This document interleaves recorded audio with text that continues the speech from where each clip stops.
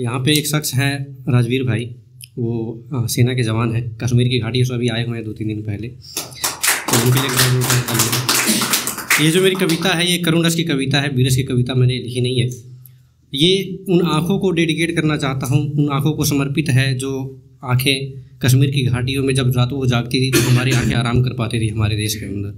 ये उन्हीं के लिए है कि सुनिएगा कि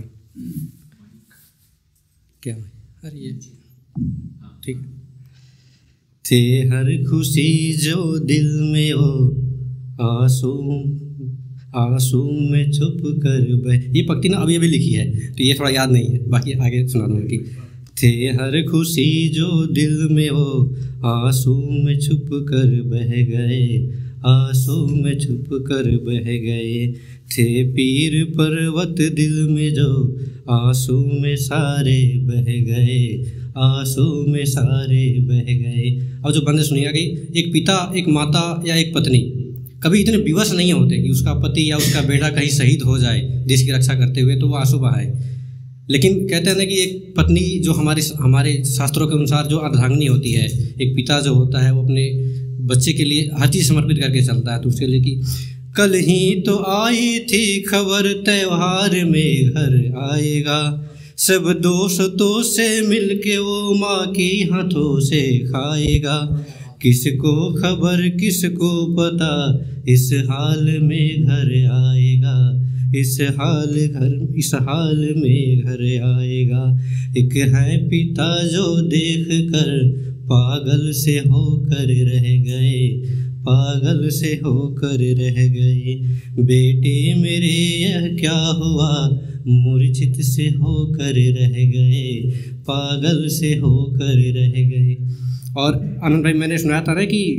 माता नहीं होती है केवल पुत्र सुता जनने वाले,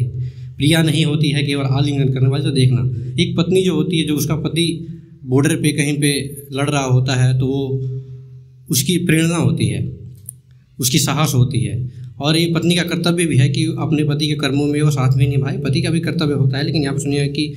जिस सुंदरी के दीप्ति से ये चांद फीका लगता था, जिसके बिना श्रृंगार रस सूना अधूरा लगता था, जिसके सकल संकल्प से प्रियतम को साहस मिलती थी,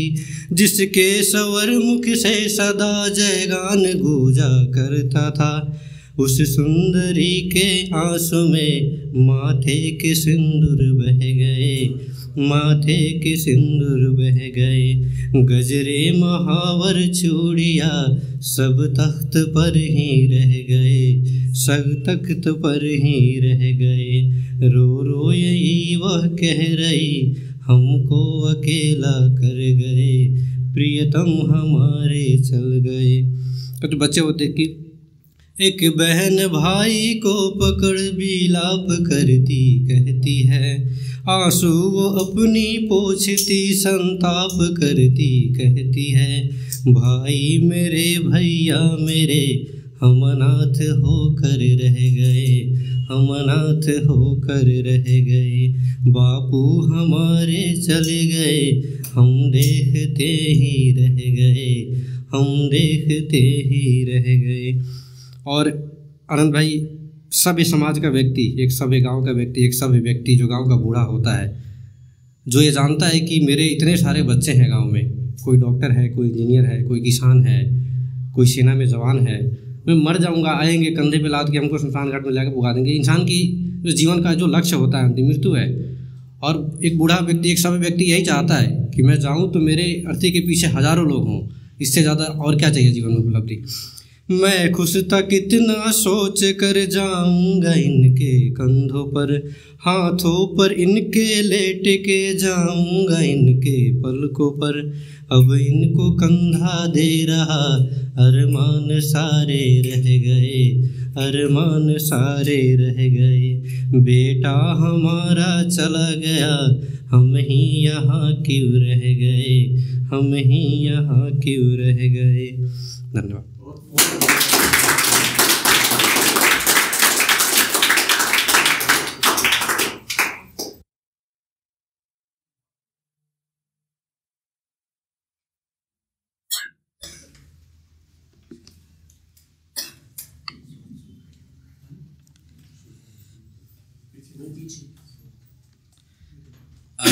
मुझे लगता